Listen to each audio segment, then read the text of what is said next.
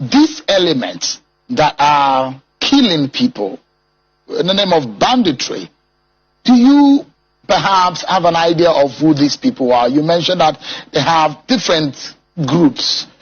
Who are these people in the real sense of it? They are the same people like me who speak the same language like me, who profess the same religious beliefs like me. So what we have here on ground is bandits. They are not aliens. They are people who we know. They are people that have been living with us for hundreds of years. The infiltration we have from some West African countries and North African countries are also people of the Fulani extraction. Majority of those involved in this banditry are Fulanis, whether it is palatable or not, but that's the truth. Only way Middle Belt can stop this massacre, it may take a little bit of time, but the only way to stop it, number 2, will shock you. In some of my video, I've advised us, the Benue people, to always retaliate. That is number 1. Retaliation, and I've said it in some of my video. Benue people need to start retaliating. Reprisal attack, whenever they come to your community to buy your people.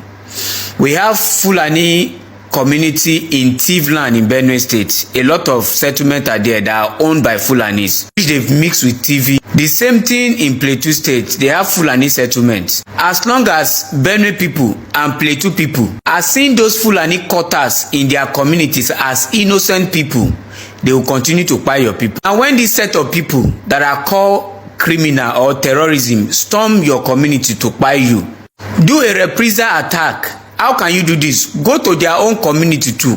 Buy them in number. So by that way, Fulani will know that they don't have monopoly for violence. As long as they are coming to your community and buy you, all you do is cry, bury your people and complain and lament. They will keep seeing you as coward and they will keep coming to buy you and nothing will happen. And the reason why nothing will happen is most of our leaders are supporting this set of people, and most of our leaders, they are not even supporting them, see this thing as political game, because they use this same game on Jonathan regime. So this present party feel is PDP that is using that insecurity against them. So that is why you see some government not speaking, and some that are not speaking is because they are benefiting from the insurgency too. So there are many reasons why the government will not involve themselves. For example, APC, especially our president feel the insecurity is due to some of his opposition party working tirelessly for them to frustrate his regime. Even when our Totiv was talking about the insurgency, President Tinubu facial expression shows that maybe they talk na political thing, not be waiting this man they talk, now they worry me now. Shows in his face. Now, the second way Plateau and Benue and the rest of the Middle Belt can be free from this Fulani massacre, which is number 2, is when you start deassociating yourself from the Northerners. Don't see yourself to be Northerners. You are not a Northern person. Stop calling yourself as Northern, especially the second name they call you, Arewa. Arewa to Middle Belt is a demonic name. They use that name Arewa to brainwash a lot of you people. There's nothing like Arewa. Middle Belt are not Arewa. Benue people are not Arewa. Plateau are not Arewa. So the earlier you begin to renounce those names, the earlier you start seeing yourself as Middle Belter, but not North Center or not Arewa. When you start seeing yourself not to be Arewa or Northern, and you start deassociating yourself from it, you see that the pain will reduce. Because if they can't buy your people, you still they use the eyes of we are one look them, but them no they use the eyes of we are one look you. That is why they go buy you, roast you, because they are too heartless, but you go see they pity them. And now that logic, they know say you get mind of pity, they know say you they see them as one person. That is why they maltreat you. So you need to stop seeing yourself as Northern. And look at 13 people massacre in Plateau State. After waiting, we don't cry for Benue people, and they still go Plateau State, go buy 13 people. Now me talk now Muslim the cause problem for this country. What we did. Christians are peace-loving people. Some few Muslims are peace-loving people, but 99% of them Now rubbish than the practice. No be exactly waiting there for their Quran and the practice. Yes. How can you as a citizen of a country come out clearly to talk that you are the one doing particular stuff of the thing and nobody will go after you? Is it because you are a Muslim? If a Christian now talks something, now everybody will be let's this one, do this one, do this one, do this one. Where Pastor Paul in nature preach after the Yahoo election where Prophet Mahmoud Yaqub did to us. What did the federal government do? They started to threaten man. DSS started to do lordship. Everybody started to send all sorts of nonsense messages. It is getting time now that everybody will know where it belongs to. Erufa come out clearly to tell all others all the insecurity caused in this country. He is the founder, and he will not stop. He will continue his own evil agenda till they achieve it. You people keep quiet. Nobody go after Erufa. I talk am before. What you will go see for Tinubu hand? Now Shege we go see. We go see Shege.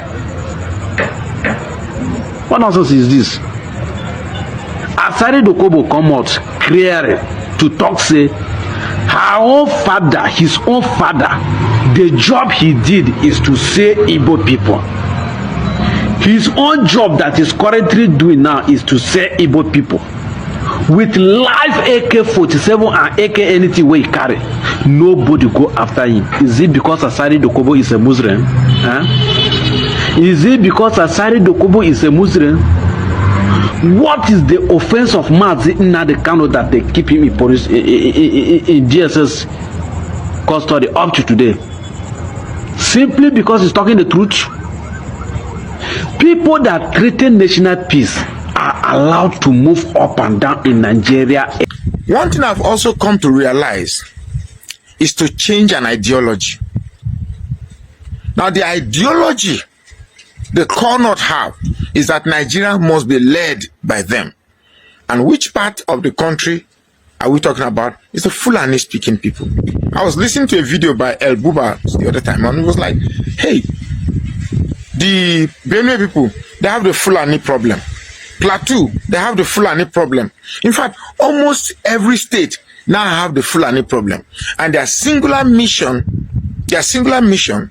is to look for vulnerable communities, drive the inhabitants away and grab it. It's there. And what is even more annoying is that they are using subtle nomenclatures to describe this, that farmer headers clash. Who is clashing with who? This is a deliberate attempt to expand the Fulani hegemony in Nigeria. And yet we are using subtle nomenclatures to describe it as if it's not a big problem. It is a big problem, and we need to do something about it. You know, I've been asking myself again, like I told you, I like asking questions and I like thinking. When I think, it leads to questions. When you ask questions, it leads to solutions. Now, why is it that after Buhari left, 8 years of Buhari that had Fulanis emboldened, you know, unaliving Christians, burning churches, and, you know, driving communities away? We have thought that when Tinubu came in, this menace will at least be alleviated. Unfortunately, it's becoming more exacerbated, and somehow one is lost as to when will it stop. Now, could it be that Tinubu had an agreement with the Fulani cabal that say, hey, we see how you're so desperate to want to become president. Okay, we're going to give it to you, but please don't touch any of our own agenda. Is that what is going on? It seems so to me, if you ask. It seems so to me. But why is the sudden yearning of these people to get power back away from Tinubu? As much as I don't like Tinubu, I like the fact that he is playing the same game the Fulanis played in our Nigerian polity back to them. That I will give it to him. I'm telling you the truth. But you tribalized it. He tribalized his own agenda, forgetting that in as much as the Fulanis can tribalize or weaponize their power in the north, The Yorubas can't do that. You can't Yorubanize power in the south and the rest of us will follow. Hey, Yorubas are fighting for us. No, it won't work that way. Imagine if you had carried the south along, the southeast along, not asking governors to defect, and the north central along, and then point the finger to the biggest problem of our country, the Fulanis. I would have said, okay, fine. But in this case, the problem is still there, but they just changed name. The problem of Nigeria is still there, only this time with a different name. It was Fulani before, now it's Yoruba. Now some people come to my page and say, why am I'm a tribal bigot? Well, if saying the truth will make you tell me this name, give me this name, so be it. I don't care. It is called water for a reason. Saying it the way it is. I am not here to say things that will make you happy. Nigerians are tired. Every year, Nigeria leaps from one worse scenario to a far more, deplorable scenario. We can't continue this way. Am I saying all Fulanis are bad? I am not in that boat. I cannot classify all Fulanis are bad. When I was in Katsina, most of my hosts were all Fulanis and they seemed nice to me. But you see this group that have a dastard agenda to annihilate Nigerians for the purpose of their brothers elsewhere in Africa. These are the dangers we face. These are the dangerous ones in our midst, and we must do something about it. Tinubu is not handling the situation, and I don't think he will handle it. So we must come together. We must throw our tribal differences away. Of course, some people will not find it easy to leap away from this tribal bias. But we must do that. If we must get our country back, we must do that. We must try to get away from this our religious nepotism and take this country back. For goodness sake, why we will have somebody good and we say because he's an Igbo man, we will not allow him to rule this country? I realize that the people selling this ideology are the very people that want power back, not because they want to fix Nigeria, not because they want to liberate us, but because they want to keep us in that perpetual state of subservience so that we will become second-class citizens and they will become first. We must say no. 2027 will become a defining moment whether Nigeria can remain one or Nigeria is set on fire. Either way, I'm ready for it. Now, I am not asking for violence, but the people who want Nigeria to remain destroyed must be made to realize that there are consequences for their action. We are in this perpetual state because people who are putting us in this state do not realize that there are consequences for their action. Until you let them know that there are consequences, we will keep gnashing our teeth and complaining. The issue of Nasarawa state has come up. And we know that even during Amakura's time, Fulanis were coming there and attacking Benue State. And Amakura would call them international hunters. He would call them international hunters. In spite of the fact that Nasarawa State does not have any international hunting grounds, he would call them because he wanted to mask that. And even today, the governor of Nasarawa State, Sule, is also masking the problem.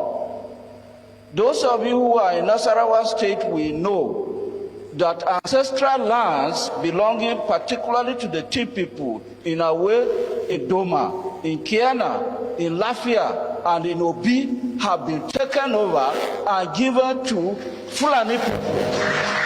And these Fulani people are the people coming outside the country. Now, no other person in his right senses will ever deny that the Fulanis who are pushing and attacking us are coming from outside the country. It is people like Sule, the governor of Nasarawa State, who is giving them heaven, who is giving them refuge, who is getting the lands of his own citizens and giving it to these people. The person from Lower Benue talked about climate change. Let us be clear on one thing. The people who are coming as a result of climate change and pushing us are armed, and they are not from this country. As citizens of this country, if we never resist when our governors and our politicians push us away from our lands and give it to foreigners, we will be making the greatest mistake of our lives. The Nigerian who is a citizen has more rights to the land of this country and the resources than somebody who is coming from outside this country, no matter what is chasing that person. The Fulani man favors his cow than a human being. That's the mentality. He doesn't have land, he doesn't have everything. He thinks is his cow. So to him, when you kill his cow, it's like you've killed him. And in his own kind of ideas, he thinks taking revenge on humans. And that's why those are the issues we're saying.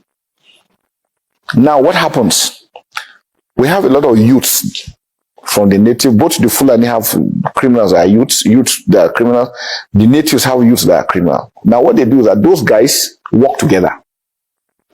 We have the natives that also have their headers, they have animals with the Fulanis.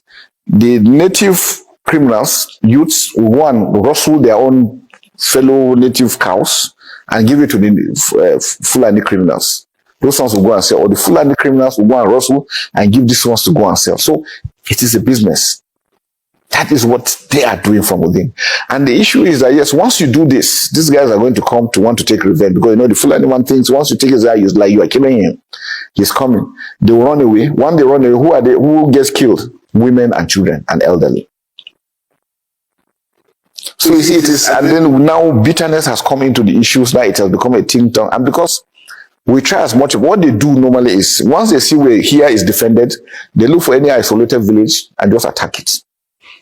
As a revenge. As a revenge. The idea is that they've killed somebody. Good day to our viewers all over the world, and welcome back to Local Journal. You're listening to the complaints of Nigerians about the Fulani people. They are not the only ethnic group in Nigeria. We have so many other ethnic groups in Nigeria, but nobody is causing problem like the Fulanis. Why is it that they are the only one causing problem in this country? Do they think this country is meant for them alone, or what do they even think? The Middle Belt is complaining, South is complaining, and even the Far North is complaining because of the actions of these Fulani people. What do they take Nigerians for? Is it because Nigerians or other ethnic groups are peace-loving, or do they think that these people cannot retaliate? If people start retaliating and there's always a reprisal attack for every actions of these Fulani people, do they think that they can contain what, or do they think that they can withstand what Nigerians are going to do? It is not making any sense again. And the funny thing about this whole thing is that the government is not doing anything about it. The government is not doing all they have to do to curb this menace. This thing is becoming a national problem and an international problem. They are the ones causing problem within these continents, within this country, and everywhere people go. People talk about them everywhere people go, and they don't even feel ashamed about it, because I believe if they are ashamed of this stereotype, if they are ashamed of this stigma, and the fact that they are always called out as terrorists every time, then they should find a way of curbing this menace. They should find a way of doing away with all these terrorists or terrorism activities that is clamping down, that is causing problem, that is causing mayhem, that is causing chaos, and that is causing unrest in the country.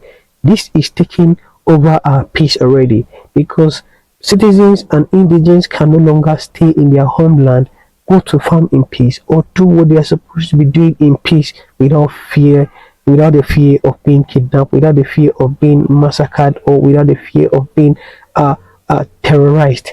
This is a very big problem, and the government needs to step in, wade in, and do something about it before it gets out of hand, because Nigerians are not going to continue to watch and look forever while they are being massacred, they are being humiliated, and their lands are being taken over by these Fulani marauders. We need to call a spade a spade. Thank God their own person is coming out to say that they are the people causing this problem. They are owning up to it that they are the ones causing this problem. The thing is this, some of their leaders play this victim card and play to the gallery to say that they try to defend these people that are causing this problem, saying that the terrorism activities should not be linked to the Fulani alone, that amongst every other tribes and ethnic group, there are terrorists amongst them. Of course they are, but if we look at the majority of the people and ethnic group involved in these terrorism activities, kidnapping activities, they are from the Fulani ethnic group, and that is the reason why they are the most dangerous ethnic group in Nigeria, and that's the reason why people are and that's the reason why people and Nigerians are saying that they are the one causing unrest in this country. So it's as simple as that. They have to stop this, and they have to call out their people as well. Tell them that this thing they are doing is not good, and not to a kind of to support them or try to defend them, because it's not going to take us anywhere. In the end, everybody is going to feel the impact. So when the other tribe begins their own, I don't think there will be safe haven for anybody. So enough is enough, and these people need to be called to order.